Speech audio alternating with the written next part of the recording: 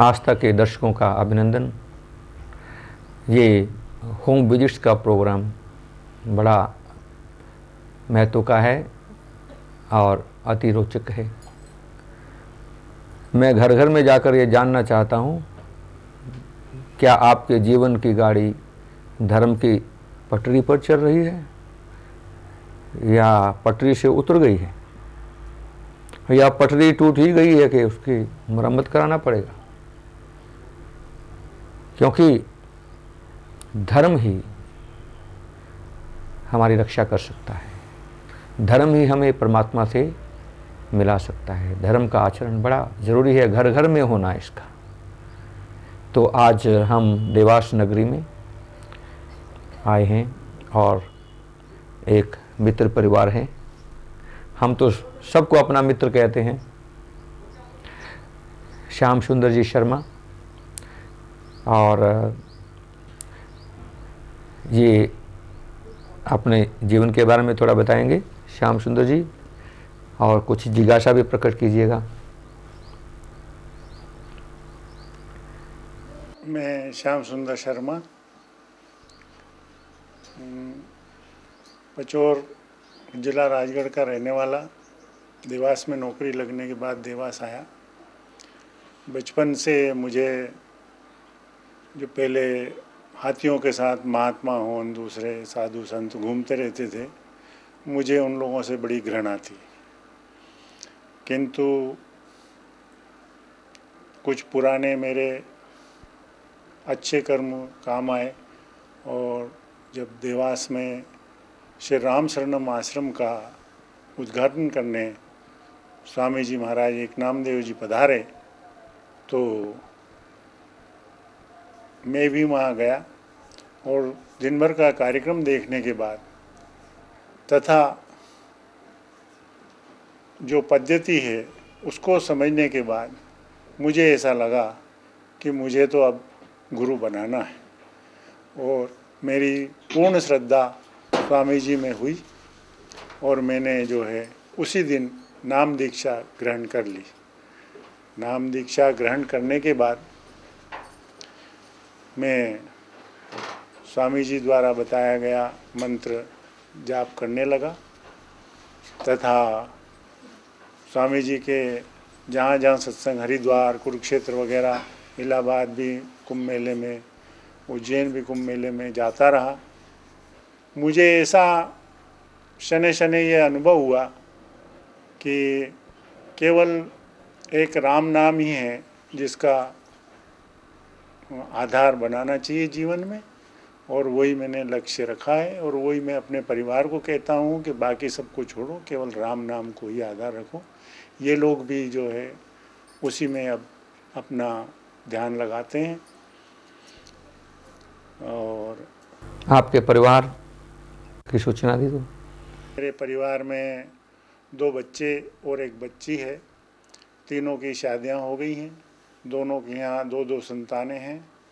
सब अभी अध्ययनरत हैं, तथा सब में धार्मिक भावना महाराज जी की कृपा से थोड़ी थोड़ी आ रही है। तो आगे चलकर मैं समझता हूँ कि परिवार में भगवान नाम स्मरण चलता रहेगा और इन सब लोगों का कल्याण होगा। मिसेज शर्मा, अपना नाम पूरा बताइए माता जी। मैं स्नेहलता शर्मा, मेरे 3 बच्चे हैं। मैं बच्चों से बहुत ज़्यादा परेशान थी और सोचती थी सभी कुछ छोड़ छाड़ के कहीं चले जाना चाहिए। इसलिए मैं गणेशपुरी गई गुरु माई के दर्शन करने। 2 बार गई, धक्के खाए खूब। फिर मैंने सोचा कि कैसे क्या होगा, कैसे गुरु बनाएंगे, ये तो बहुत मुश्किल है। इसी बीच मैंने उनकी गुरु गीता ले आई और मैंने ये आश्रम बनने लगा देवास में। तो मैंने चलो अपन अपनी गुरु गीता यहाँ पर पढ़ेंगे आकर, ऐसा सोचकर राम शरणम से जुड़ी। लेकिन यहाँ पर हमारे पतिदेव ने दीक्षा ले ली, घर के सबने ले लिया। मैंने सोचा कि गणेशपुरी तो मैं कभी 4 साल में 1 बार जा पाऊँगी, सत्संग अटेंड करने का मेरे को तो मौका ही नहीं मिलेगा। इसलिए विचार में कुछ ऐसा परिवर्तन हुआ। गुरुजी से भी मैंने सलाह ली कि क्या किया जाए, मेरी इच्छा आपसे दीक्षा लेने की है। फिर गुरुजी ने मुझे समझाया कि मैं शंकर बन के ही तुम्हें दर्शन दूंगा। मैंने गुरुजी से दीक्षा ली रामशरणम में, और अब मेरी सब कठिनाइयाँ दूर हो गई है। मुझे बहुत अच्छा लगता है गुरुजी से मिलकर, और जितनी दुखी जीवन था वो सब सुखी हो गया।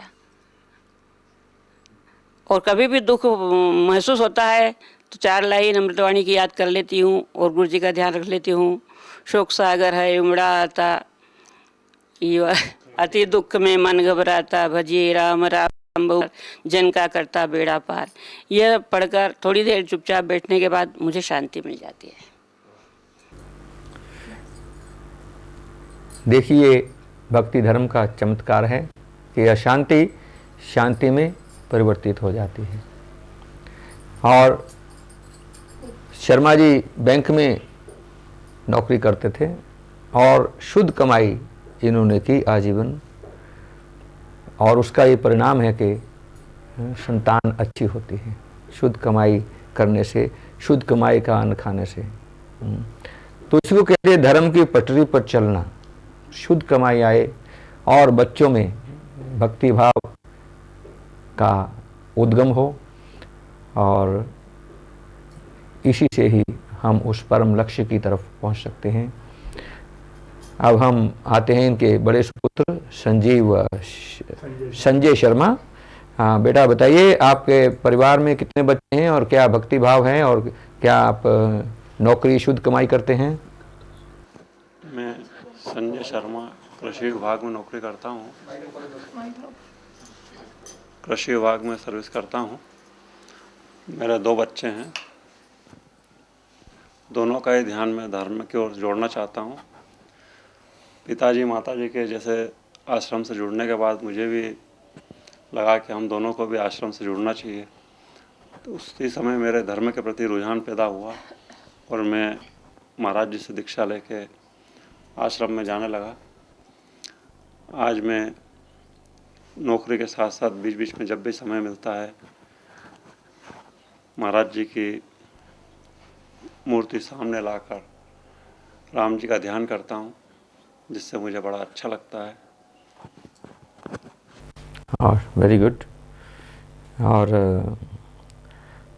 अब हम इनके सुपुत्र सुनील शर्मा, ये डॉक्टर हैं और बड़े अच्छे सम्मानित डॉक्टर हैं देवास के।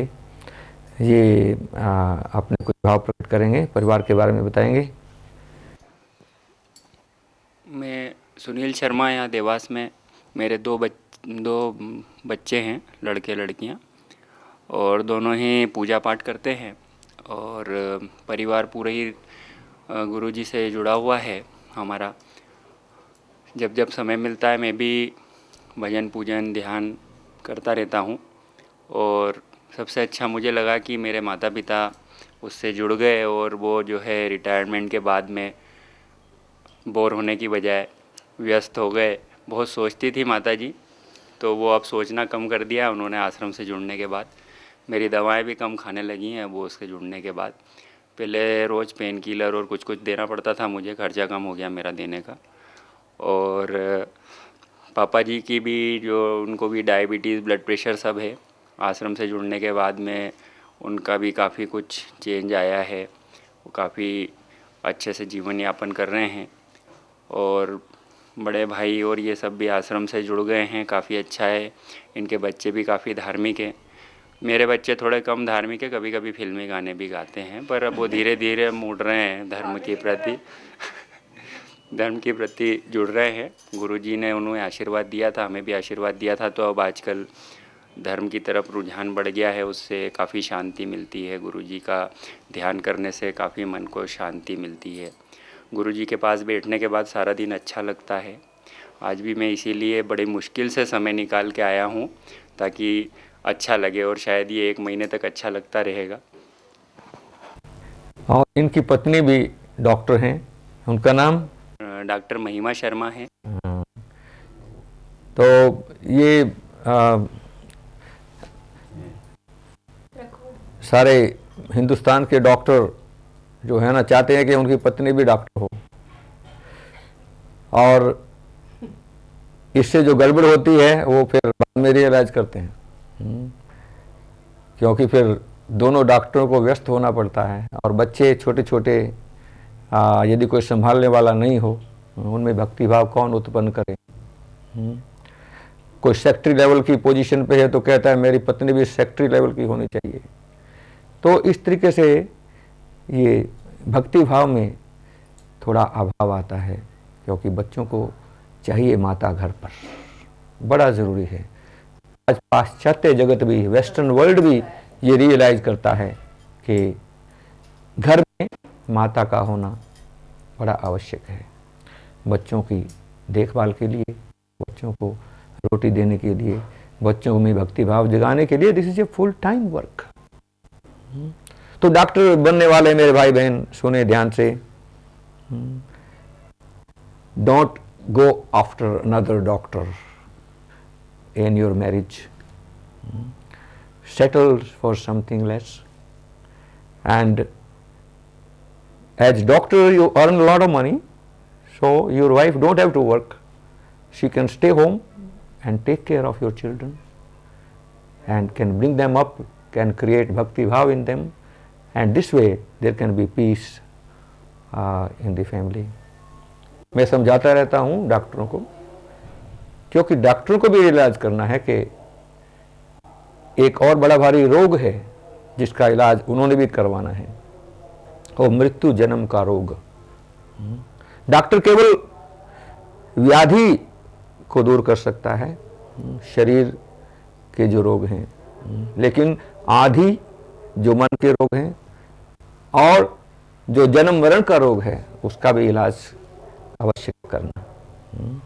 तो डॉक्टर लोग आप अपना इलाज करवाइए, क्योंकि अपना इलाज नहीं करवाओगे तो आप धर्म की पटरी से नीचे हो जाओगे, और वो धर्म की पटरी से नीचे का मार्ग फिर कहाँ जाता है, आपको खुद रियलाइज करना चाहिए। धर्म की पटरी पर चलना है तो धार्मिकता को अपनाना होगा, घर में धर्म को स्थान देना होगा, परमात्मा को प्रथम स्थान देना होगा, और निष्काम सेवा करनी होगी। डॉक्टरों को दीन दुखी जो आए, पैसा नहीं है तो इलाज करना, इसी को धर्म कहते हैं, दीन दुखी। क्योंकि दीन दुखिया दरिद्र कंगाल, राम राम जप होवे निहाल। ये राम कृपा के पात्र हैं, और आप भी इन पर थोड़ा उपकार किया करें, उनकी सेवा, इलाज, और आखिर औषधि तो राम नाम की खानी पड़ेगी, जिससे सब आधि व्याधि उपाधि समाप्त हो जाएंगी। राम जाप है सरल समाधि, हरे सब आधि व्याधि उपाधि। तो धर्म को पहला स्थान घर में, ये तभी होगा जब माता घर पर ठहरेंगी और बच्चों को शिक्षा प्रदान करेंगी, खुद ध्यान लगाएंगी, खूब ध्यान से शांति प्राप्त करके बच्चों को धार्मिकता में लगाएंगी, राम नाम की धुन सिखाएंगी, राम नाम के जप को सिखाएंगी, क्योंकि आखिर राम नाम ही हमारी बुद्धि का दाता है, और उसी से ही हम जीवन में सफलता प्राप्त करते हैं। नहीं तो हमारी शिक्षा अधूरी, आत्मविद्या के बिना शिक्षा बिल्कुल अधूरी है। और अब हम आते हैं हमारे श्याम सुंदर जी की सुपुत्री कविता त्रिवेदी। बताइए बेटा अपना परिवार के बारे में, कैसा? राम राम। मेरी शादी भोपाल में हुई है और मेरे पति और 2 बच्चे हैं मेरे, एक बड़ा बेटा है, छोटी बेटी है। लेकिन मेरे पति बिल्कुल भी धार्मिक नहीं थे, वो बिल्कुल भी धर्म कर्मों में रुचि नहीं लेते थे। लेकिन जब से मैं आपसे जुड़ी हूँ और आश्रम से, मैं तो शुरू से मेरा मतलब राम में मेरी आस्था रही है। जब भी मुझे तकलीफ़ होती थी तो राम नाम में से ही मुझे शांति मिलती थी। पर जब से आपके आश्रम में आई हूँ और आपसे जब से दीक्षा ली है, तब से तो ऐसा लगा जैसे मेरा राम नाम लेना सार्थक हो गया है। और मेरे पति के नेचर में भी बहुत चेंज हो गया है, वो भी धर्म से जुड़ गए हैं, मंदिर जाते हैं, पूजा पाठ करते हैं, और उनको भी शांति मिली है। और हमारे घर में भी बहुत कुछ सुधार हुआ है उसकी वजह से। मेरे सास ससुर भी बहुत अच्छे हैं। और अब मैं पहले बहुत जल्दी घबरा जाती थी, जब से आपसे दीक्षा ली है और राम नाम का सहारा लिया है तब से तो मतलब कोई कठिनाई आती है, मुसीबत आती है तो उसको मैं कर लेती हूँ, मतलब कैसे भी उसको निकाल लेती हूँ हल। घबराने की बजाय उसमें भगवान का नाम लेके, और ऐसा लगता है जैसे मुसीबत आई है तो वो ही हल करेगा, ऐसे करके वो हो जाती है सब। अमृतवाणी पाठ करती हो ना? हाँ, रोज हर रोज रोज अमृतवाणी का पाठ करती हूँ, ध्यान भी लगाती हूँ, लेकिन मन बड़ा चंचल है, ध्यान लग नहीं पाता है गुरुजी। ये मुझे आपसे क्वेश्चन करना था कि ध्यान कैसे लगाया जाए। मतलब पाठ भी करती हूँ और ध्यान भी लगाती हूँ, लेकिन इधर उधर भागता है मन। जब भी देखो बेटा, तुम अमृतवाणी पाठ कर लेती हो ना, और लगन से कर लेती हो, उसमें मन जुड़ जाता है। संगीत में ये राम नाम का महायज्ञ है, परमात्मा की कृपा इसमें भरपूर है, तो यही कर लिया करो, बस इसी में ध्यान आ जाता है?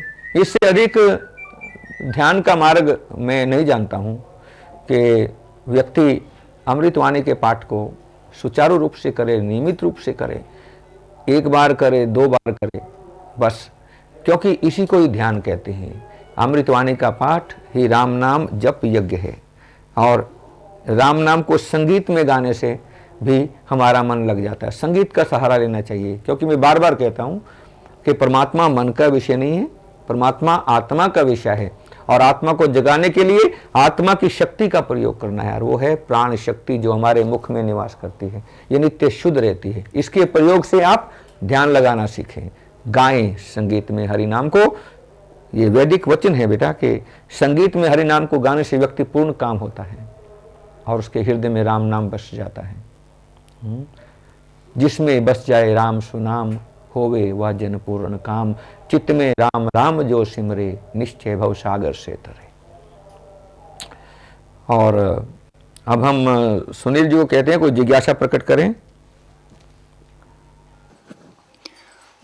मुझे ये क्वेश्चन पूछना था कि कभी कभी समय का अभाव रहता है व्यस्त लाइफ में, और कभी कभी सुबह जैसे बिना भगवान का नाम लिए निकल जाना पड़ता है, तो उस सिचुएशन में क्या करें? तो डॉक्टर साहब कह रहे हैं कि जीवन बड़ा व्यस्त हो जाता है। मैं जानता हूँ इनके हृदय में बड़ी करुणा है, और रोगी के प्रति ये जब भी पुकार सुनते हैं तो ये दौड़ पड़ते हैं उसकी सहायता करने के लिए, क्योंकि डॉक्टर बड़ा सहारा होता है रोगी के लिए। वो जीने का एक अंदेशा देते हैं, एक अपेक्षा देते हैं कि घबराओ नहीं, ठीक हो जाओगे।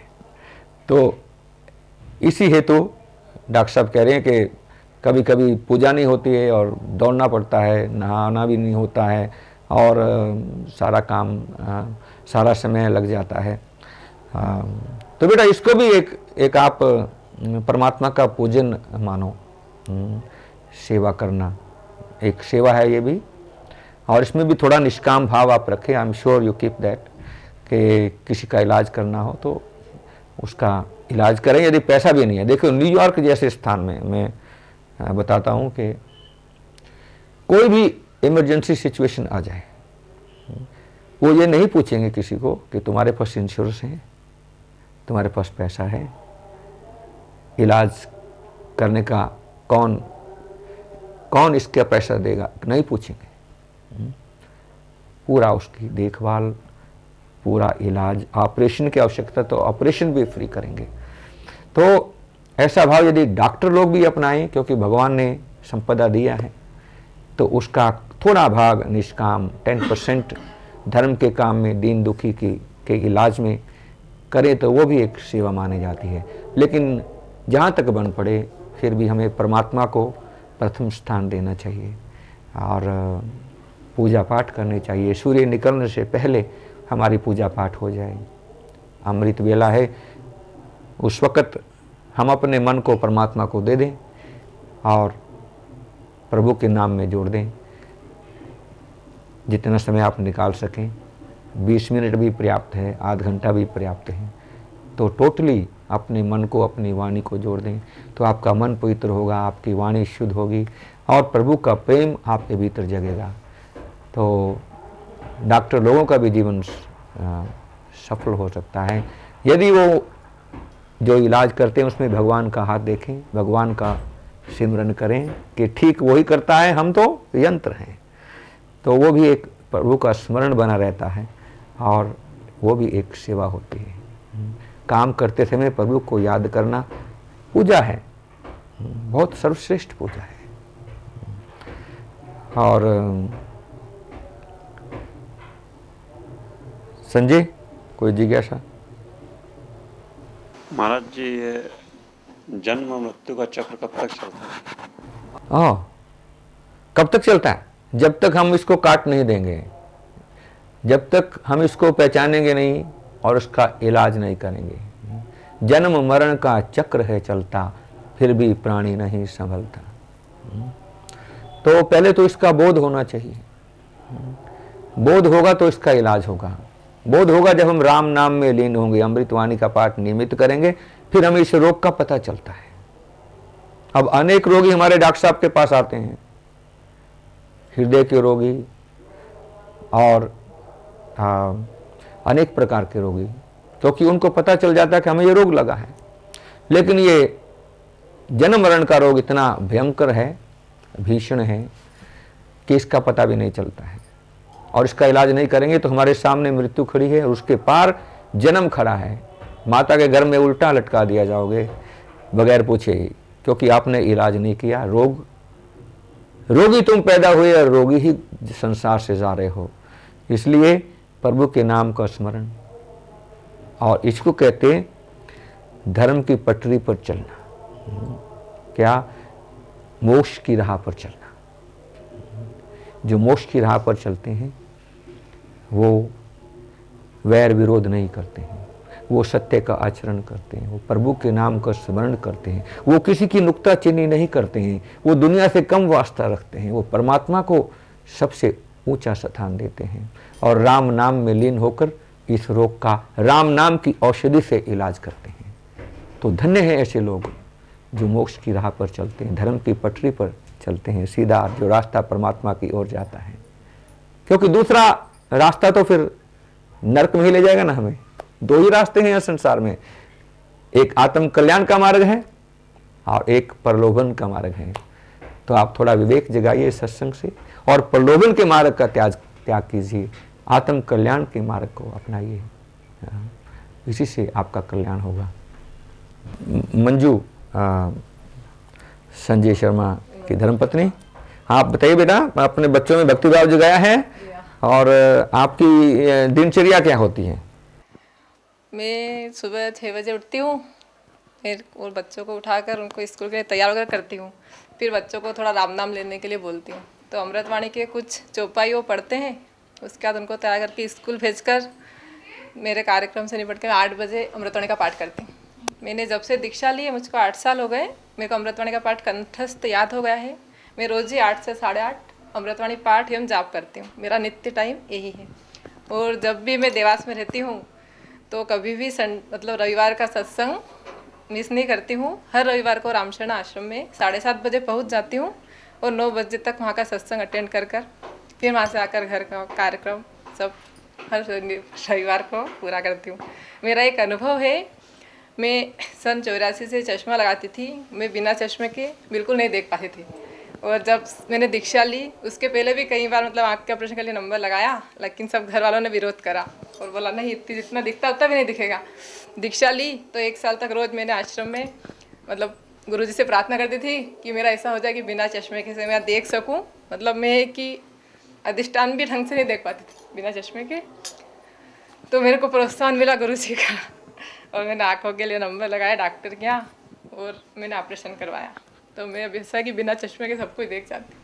यही गुरुजी की मेरे ऊपर कृपा है।